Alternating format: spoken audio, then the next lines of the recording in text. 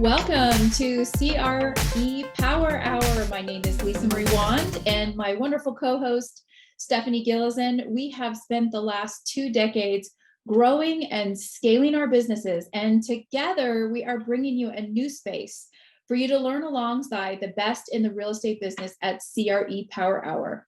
We're mixing it up a little bit today. Today, our guest is actually my co-host, Stephanie Gilezan, and we're so excited to have her on our show as a guest. She recently won a very prestigious award, the Globe Street Women of Influence Award. She won the commercial real estate category for 2022. So we're going to be talking to her about that today. And as always, we have a live audience joining us. So drop your name and where you're from in the chat. We welcome questions and interaction during the show. So go ahead and just chat us up. And let's get right to it. Stephanie, welcome to the show today. We're so excited to have you. Globe Street Woman of Influence. That's amazing. I mean, that's a huge accomplishment. It opens up a lot of doors for you. You personally told me that you connected with a lot of women in the commercial real estate business. So here's what I know we all want to know. I know your story, but please share with our live audience today. Share your story, how you got started, how you make your magic happen. Lisa Marie, thanks for, saying let's interview you, because in the few weeks, we're going to do the same with you, because just as much as you want people to hear about me, I want them to also hear about you, because we both have pretty amazing stories. But, for those that haven't heard, I got into real estate right out of college in 1999. So I graduate real estate, got my license right beforehand. When I was in college, I was a political science major. So really what my path was supposed to be was lobbying. I wanted to be a lobbyist. So I was headed to law school. But in the political realm of what I was doing, I got to actually go out in rural Kentucky. For those that don't know, I'm from Louisville, Kentucky, still reside here today.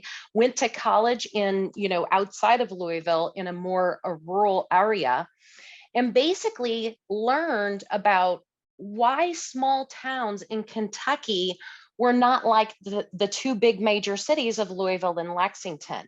And the only thing I could come up with back then, because I was in college, right? And what do we all do in college? Not every one of us, but some of us, we have fun, we drink, we go to parties, and we do things.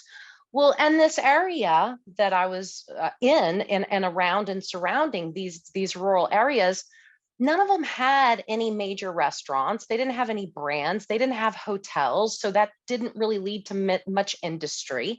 They were these small towns that weren't really thriving. And the people that lived there had to drive hours upon hours to go to one of the bigger markets in Kentucky to even get a job, to get past just doing the minimal, farm life or whatever. And so I thought, okay, what if we brought alcohol to these counties? Because all of these counties had one thing in common. They were considered dry counties. So that meant no alcohol sales. That meant no grocery stores that had alcohol. That meant no big box stores. That meant no chain restaurants. It meant a lot of things. And so I was in Madison County. Half the county was wet, half the county was dry. Every bit of business, all the life that was happening, all the businesses that were coming in needed to only fit on that one exit. And then there was the second exit, which had all this land. And what could it become if we were to turn that county wet? So I actually got excited about real estate when we actually made that happen. I didn't do it by myself. I worked with a lot of different House of Representatives in Kentucky, senators, and so forth, to make this change happen. And when we did it, we saw exactly that come in.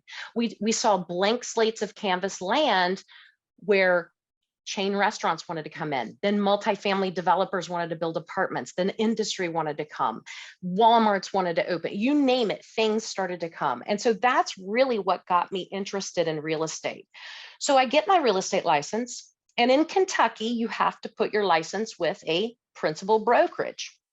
I went to 7 different commercial brokers that, were prevalent in the area, that I respected. I looked around and saw their names. I saw that they had the business, and decided to go to each of them to interview them. I wanted to interview them to see if that's where I wanted to build my business. I never got a chance to interview them because basically as soon as I walked in the door, they turned me around and showed me the exit. And I think a lot of that had to do with the fact that in commercial real estate, in my realm of where I exist, it was a highly male-driven business. But the other thing at that time, it was an old dude's business. I mean, completely old dudes. So I'm sure they saw me walk in, whether I'm female or even male at that time, right? I mean, I'm female, but regardless of if it had to do anything with me being a female, that's not what I'm saying. But I think it also had to do with the fact that I was a 21-year-old and they probably looked at me like, what the hell does she have to offer? We don't want to train her. Why should we give They this person know. a chance? And then little did they know that I actually had a plan. And some of them listened for maybe 3 minutes of my plan and then showed me the exit. But for the most part, they judged the book by its cover. And I was told to go, go fly. I think several of them said, you should go do open houses. Maybe you should do that. So leaving, and this went over a course of a few weeks, about 3 different weeks before I could even get those appointments with them. So here I am, brokerless. I'm still not able to practice real estate. I remembered when I was in high school, I played field hockey. And in high school, 2 of the teammates were sisters. And I remembered their dad was a real estate broker. He owned an independent office. So I picked up the phone. I called one of them and I said, hey, Leslie, is your dad still a real estate broker? Yeah, he is. I said, do you think, I got my license. Do you think he'd talk to me? Yeah, call him up. So I call him up. He's like, sure, you can put your license here. I don't know anything about commercial real estate. I sell resale homes, but do what you want and let's make it happen. And so I went to a brokerage just out of the comfort of it. Because I was told no by so many. So, that's how I broke into real estate with that in my, I guess what you would call a kick in the face. Yeah, and I know there's people here that are on the live show today that have come up against similar barriers in their career. It just happened to me the other day. I had some clients come from out of town into my office, and you see the look on their face like, oh, some people are still kind of stuck in the way things used to be. And one of the many things that you and I have in common, Stephanie, is we are disruptors in our industry of commercial real estate. And so tell our live audience today about how you came out of the chute as a disruptor and some of the things that you've been able to accomplish over the course of your career. Well, let's see here. I'm going on my 24th year, but one of the first things I did, when I affiliated my license with this independent broker, that really, he was honest in saying he had nothing to offer me. So I thought, okay, how am I going to learn this? Okay, how am I going to learn this? So what I did is those 7 guys, and we'll just call them what they were, the 7 old dudes that said no to me. Yeah. I started paying attention to everything they were doing. I started looking at their clientele. I started looking at their listings. I started really studying what it was they were made of and how they were getting their business, because I figured I didn't know what they knew. And I already knew that right going in. I knew that I could not beat them on experience, but what I chose to do was beat them at work. If I could outwork them, I would learn as I went. And so that's exactly what I started to do. I started studying how they marketed and what they weren't doing, right? I mean, I was in a different generation. The internet was becoming prevalent. These guys didn't even have a website. Now think back, 1999, how many people had a website? Because even, a lot of the websites that we're working on now didn't come until about 2002. Mm-hmm. So I started paying attention to, if I could build a digital footprint, this is way before social media, but if I could build a digital footprint, could I also outwork them? And could I also market these listings to the masses? And so it was the resilience in me being relentless. I went back to the same clients, or not even clients, potential customers at the time, consistently. I never gave up. When someone told me no, I still said, okay, I'm going to check back with you in about 10 days. That no was at that moment, right? And remember that. Everybody on this call, remember that. No is at that very moment, but Yeah. that no can easily be a maybe or even a yes later. It's Yeah. the people that stick with it. And, people that know me very closely know that there's two things that make me just happy as all get out. When somebody says yes the first time, and then on the other hand, what makes me just as happy is when someone rips my ass. And the reason why is because that's what fires me up to keep going, because then that becomes that new challenge of what I've got to win the next time, right? It's not a no. So that's what I did. I just kept going. I got my first clients and customers because I almost drove them crazy at the fact that I stayed on them. Follow up, consistency. I didn't wait weeks. I waited a handful of days. And they basically said, you know what? If you're going to drive me this crazy with follow up, you will sell what I have to sell. And Yeah. you will make sure to land that deal, because if you treat every potential buyer or tenant the way you're treating me, I believe in you. And that's what I did to prove. I admit it, I didn't have the knowledge, but I had the grit and the grind. And so the things you're talking about, the resiliency, the consistency, because most people in sales, when someone says no, they just hang up the phone. They don't see the opportunity there. Right. Because, and like my line is, okay, no, does that mean no, not right now, or no, never? Because happy is not going to last forever. You're not going to be happy with this asset or happy with this income forever. So I like the fact that you're talking to our audience today about those qualities, because how many times it's happened to all of us. How many times have you seen someone list their property and you had been talking to that person, and then you just got off their radar for a while, and then they go list with someone else, and that's a big thing in the pants. It's no fun to have that happen. Talk to me about your mission as a leader in this industry right now in 2022. What's your mission? It's always been the same mission as when I started in my career.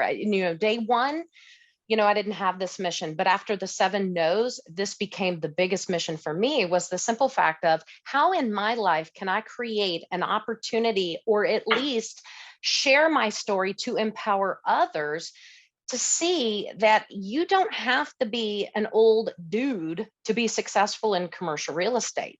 How can I use my knowledge and whatever kind of platforms we can, be a part of, to encourage others to know that, hey, you can make it too.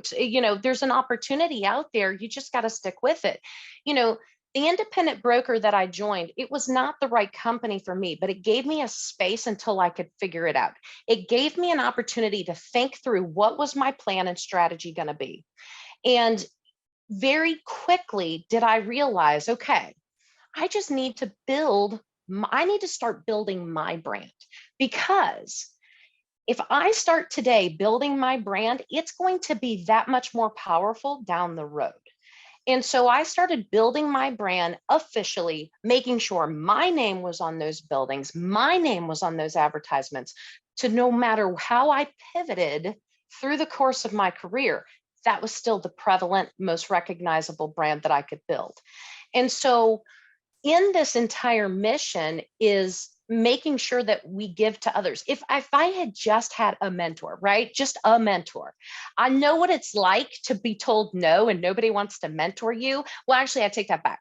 I had a ton of offers of people that wanted to mentor me after I had made a lot of money, right? And then I had a lot of those people come back and go, oh, well, now that you've learned, we'll take you now. Oh yeah, come give us your money since we don't have to do anything for you. No, that was the answer to them at that, no. But to give back to that, people, have said to me, well, you have a chip on your shoulder because of how it was a struggle to get started in the business.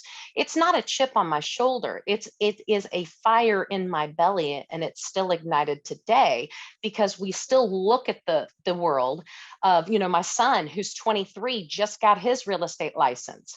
Yeah, he's a guy, But still, how many people are going to look at him and say, oh, well, he's too young, he's this, he's that? By the time I was 21, my average client was over 50 years of age. My average transactional price was close to 800,000 per transaction in the state of Kentucky, okay, in 1999. And more importantly, I started to build my own real estate company. And so I ended up owning a brokerage that had agents affiliated with it that could be my mom and dad and my grandparents. So age really doesn't have anything to do with it as long as you're willing to put in the time, but the grit and the hard work, and still to this day have that work ethic. One of the things I know about you is that a no is exciting to you, right? When someone It says, no, is. you can't do this, or no, this, this isn't allowed, or this is drawing outside the lines, that fires you up. Can you talk about that a bit?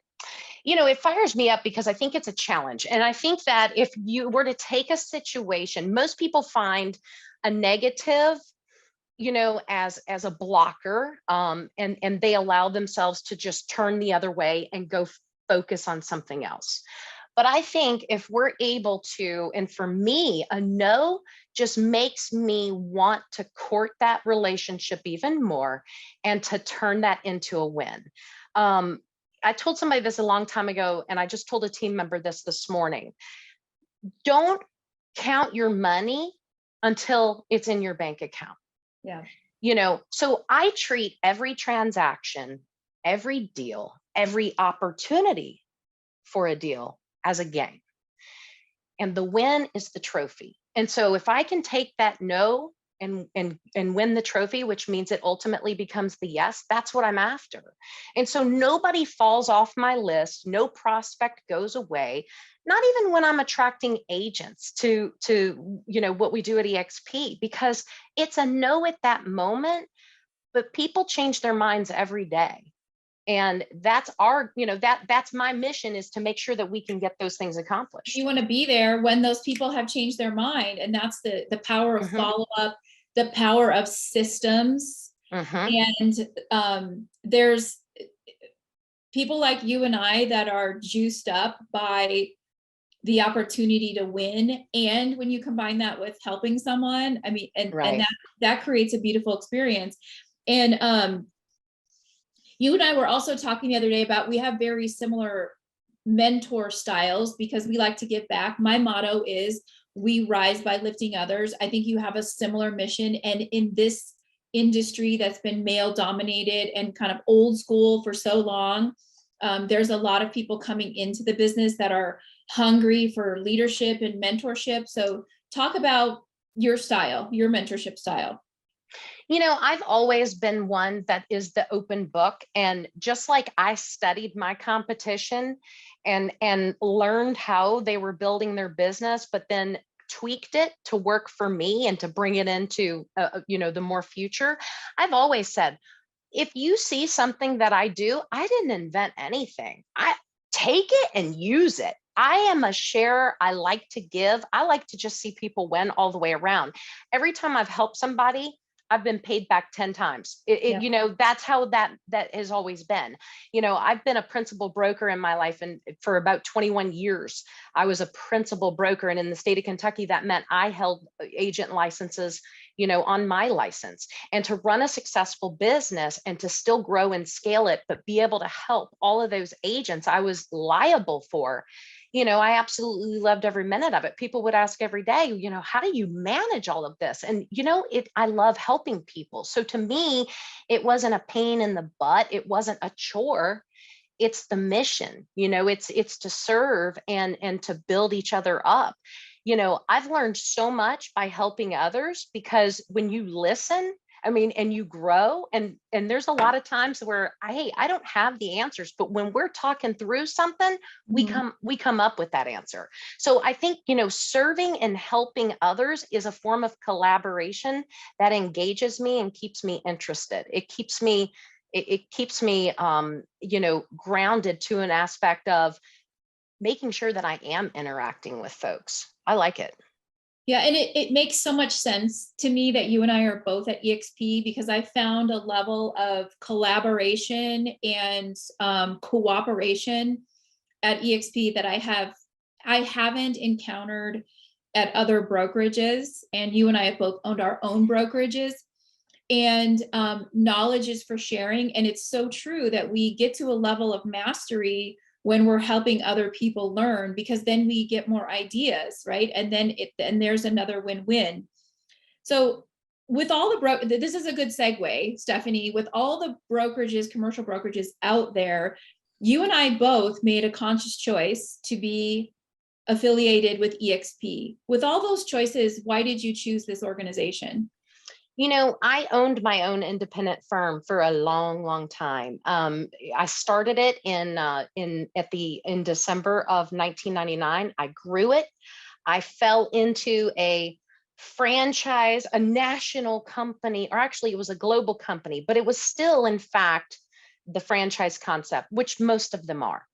And, even though I bought into a global brand back in 2004, it was still an independently owned and operated franchise. All they did was slap the name on our stuff, but Yeah. I didn't have that level of collaboration.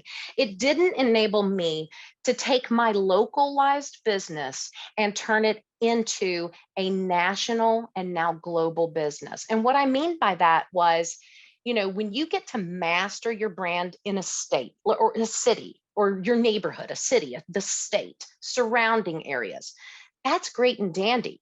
But how do you scale past that? Because commercial real estate is everywhere.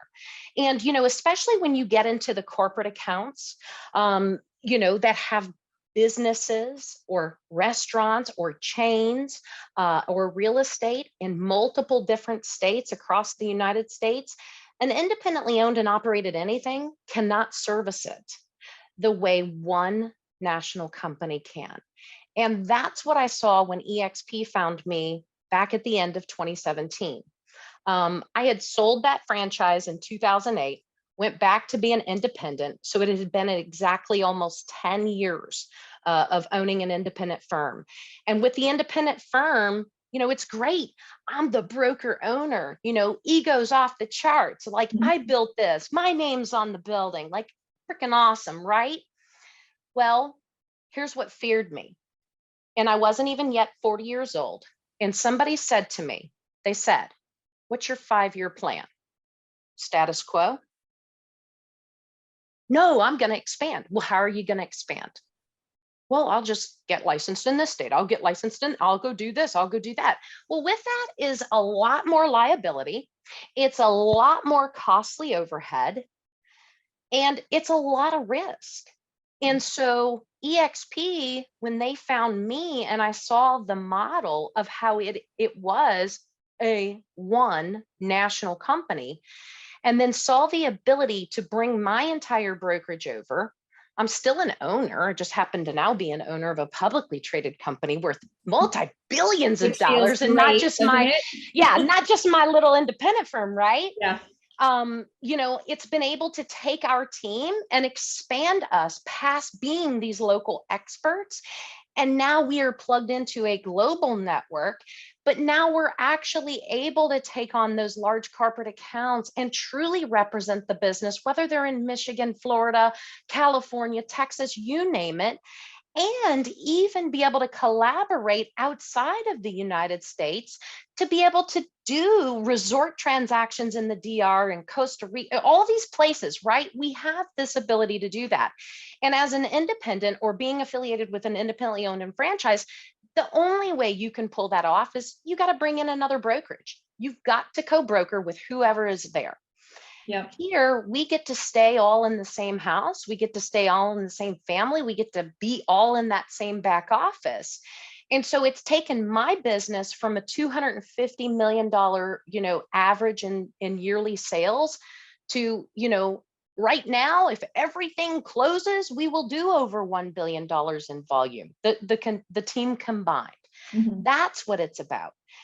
I am an owner, but I don't have all that liability. I don't have all that risk. I don't have the overhead. And you and I both know, Lisa Marie, everything that we need in order to grow a successful business in real estate or business transactions is tools. And commercial tools are flippin' expensive. Pricey, price. So, Yeah. and a small firm or even an independently owned and operated franchise does not have the buying power to go out and get these massive deals. They're going to drown in cost alone. Exactly. And being an independent broker, and I said this at Globe Street when I gave a talk, and I say this to everybody, and if anybody owns a brokerage, great for you, it's a success story, but let's take that brokerage and let's put it on something even bigger, and let's make it even bigger. Because as a broker owner, you're the bank. You're the bank. That's right. And I didn't want my forehead to say whatever national bank any longer. But also too, I thought about it one day, and if I walked outside and got hit by the school bus or the beer truck or whatever the case could plow me down, my business ended with my death. And the bank shuts down. And the bank shuts down, right? But with EXP, it lives on, and that's the ability that we have. And so for me, I still have my brand. It's just now gone global versus local. What is the wildest thing you've ever done to win a listing? You know what? I've done this a couple of times, and this hasn't been that long ago, to be quite honest. Still to this day, I'm a 44-year-old woman. Okay, 44 years old. I'm a developer, and still to this day, I touch and come in contact with people. I'm just going to use that people who doubt, like, what the hell does she know? And so I've had some pretty, exciting conversations or presentations, listing appointments, interviews, so to speak. And with the chat, you can always understand what a person's coming from by the way they don't ask you questions. They kind of tell you what their thought is about you. And so as I'm through a Zoom, actually going through this process to see if I was competent enough to handle his business, while he's accusing, or not accusing, but making statements that were just, alluding to something, alluding, just hopeful that I didn't know what the heck I was talking about. And I did. And as I'm coming back with exactly how I understand land development, how I know that, I'm able to do this, who I know at the municipality level, because that's important when you're trying to get something done, I email him my tax returns. And so anyway, I said, listen, I know you've just listened to my resume to you, and I appreciate that. But if you can, since we're on our computers, I'd like for you to check that email that I just sent to you. If my presentation and the way I'm answering your questions doesn't say that I understand, I'd like you to read my tax returns, and I'd like you to see what I pay in taxes, because nobody can make that kind of money and pay that much in taxes if they don't know what the hell they're talking about. And I got the job. And I got the job. And I got the job. So it was good. And you know what was so funny? I followed that up with, I've shown you yours. I've shown you mine. Can I see yours? I never got to saw his, his. So it was pretty funny. He wasn't parting the veil for that. So yeah, we have some comments here in the chat. One of our guests today says that the commercial real estate business is like a fountain of youth for her, because we get juiced up. I do. I know you do, from commercial real estate. And her question is, how do you stay on top of your game? Which is one of the questions we ask all of our guests. Another way to say it is, what's your secret sauce? So what would you say to our guests? How do you stay on top of your game? What's your secret sauce? Always learning. You have got to learn. You've got to evolve. Those that believe we know everything, we're wrong. Put the ego aside, because how we win business is providing that best service for the client. So you have to recognize the client's needs over your own. But you got to work. I chuckle sometimes when other commercial brokers or agents say, well, I do commercial real estate because I only want to work 9 to 5. You know, it doesn't work like that. It can, I guess, if you want it to, but my team that surrounds me, that is in business with me and myself, I worked on Sunday. Why? Because it best suited the client's needs, and it even best suited the listing that we're representing. And so I want to get deals done. You've got to know to bend. If you set a rule, you've got to understand that you're going to break your own rule and just accept that. But collaborating with others and learning, I learn so much every day, and to be receptive to that. When I meet the people that say, oh, well, I know everything, I'm not going to that class, or I'm not going to sit through that seminar, or I'm not going to participate in that webinar. Those are the people that fall out of business because they're just set in their ways. You've got to be agile. You've got to be able to be accepting to that. Especially these days, because I just did a video for EXP commercial for all the commercial agents on how to stay successful and competitive in the shifting market, because the shift has already happened. And for those of you that don't know, the shift has happened. Hello, welcome, wake up. It's here, right? It's happening. The winners of this award that you received, the Globe Street Women of Influence, are people that have impacted the real estate industry in a positive way. And we're here today to applaud you and recognize you and celebrate your achievements. And we're so appreciative of the wisdom that you're dropping here and the things that you're sharing, because, historically in commercial real estate, nobody shares anything. And so it can be challenging for new people to break into this industry. One of our guests today has all these laughing emojis. I can't believe you emailed him your tax returns. That's awesome. So what would you share in closing thoughts, Stephanie, for not only people that are experienced in commercial real estate, but those that are new? What's some words of wisdom that you have as a leader in this industry for those people that are listening today? Don't be fearful to reach out and ask for help, right? I mean, you don't, even if you're in different companies, you're in a completely different organization. This doesn't matter. I mean, you and I both, Lisa Marie, we have friends all over the United States, all over all different types of companies. And again, a lot of the reasons why I show up to conferences is so I get to network and do more. But don't be afraid to reach out and say, look, I just want to learn from you. I did a few Zoom calls yesterday where I connected with some other women in commercial real estate after, they had seen me on the stage at Globe Street. And you know what? 15 minutes, 20 minutes, we had these great conversations, but we also learned what each other's specialties are and what we're looking for. We will do business together. And so not only can you learn from somebody, but you can also do business with them. And so that's what you've got to be. There's a lot of pompous people. There's a lot of pompous, what I want to say, people. Don't be that person. I've reached out to some. It rated G today, Stephanie. I've reached out to some people on LinkedIn and I said, hey, it looks, we're both in commercial real estate. We should connect. Are you open to connecting with me? Not right now. And I'm like, it's just absolutely crazy. Beep, beep.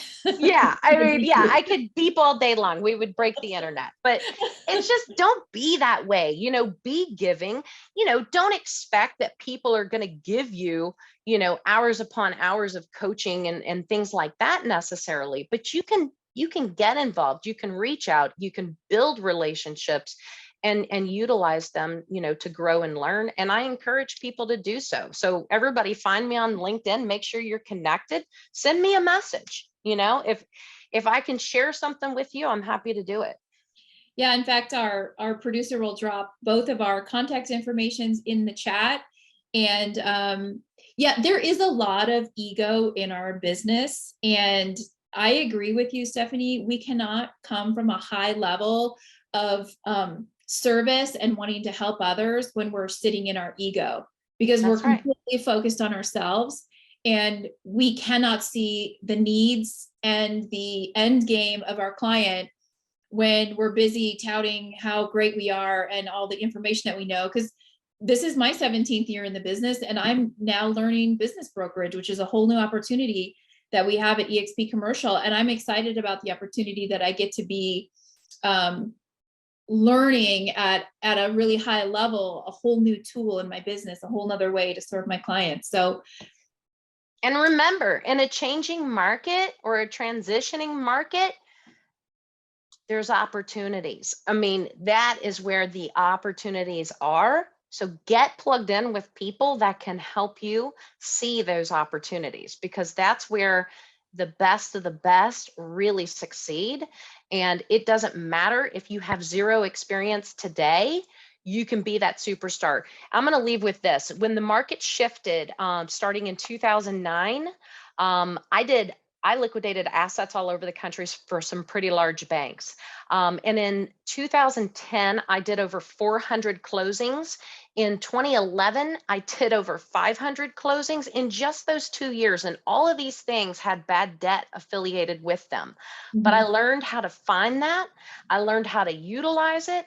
And I also learned how to pick up the phone, call those presidents of that bank and say, look, I see you're on the naughty list. I see your bank's on the naughty list for having too many bad asset loans out, and your rating with the FDIC is in jeopardy. It looks like you've got a problem with your job security. Here's how we solve that. And then walk them through the process of how we minimize that risk for them and get them off of that naughty list. So there's a lot of opportunities. It's just being affiliated and being associated with the right people.